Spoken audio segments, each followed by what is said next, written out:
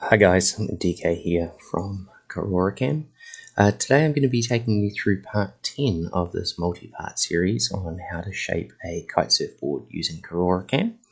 And today's a very simple little operation that we need to program up, and that is machining of the recess for the leash plug in the tail of this board. I have sourced the leash plugs that we're going to be using for this project, and we'll go over the actual specifications of those in a materials and sourcing video shortly. But for now, we need to machine this this recess while we've got the board still mounted in its block. So I'm just going to go to my shaded view, and I'm going to start KaroroCAM, and it'll just take a minute or so for that to load up.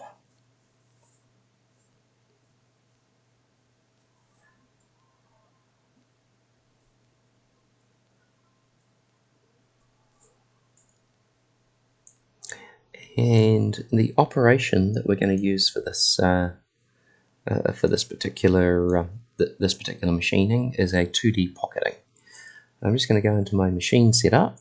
We are 96mm stock thickness, and this has been adjusted to the new 740mm wide, which is the machining index we ended up building. And to create the surface that I need for this pocketing operation, I'm just going to go curve from objects, duplicate edge, and grab this edge at the bottom of this hole, and then surface planar curves. Now if I select here, there is a surface available, which is the bottom of that hole, and I'm just going to move that surface to my 2D pocketing operation. Alright, so that's there. We go to toolpaths and go to 2D pocketing. Nothing's come up yet.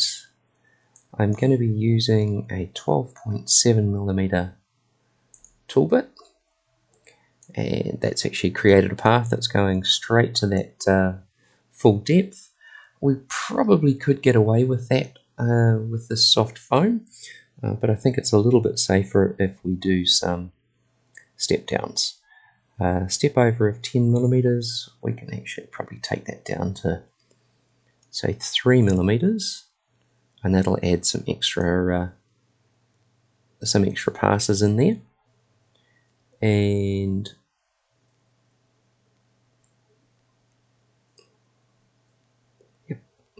the rest of this is looking okay. I am going to use multiple depths. I think we'll just go down 10 at a time.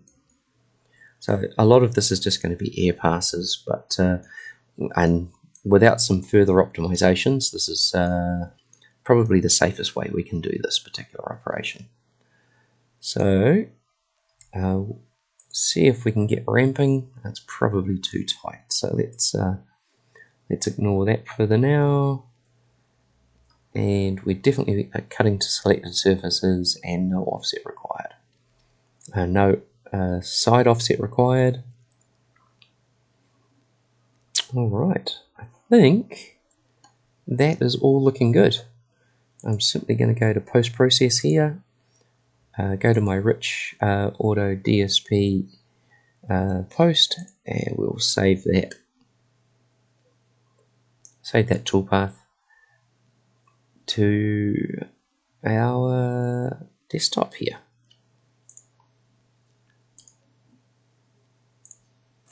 Alright guys, that was a pretty quick operation to program up, but as always, if you have any questions, please feel free to leave a comment in the comment section below, or you can email us karorocam@gmail.com.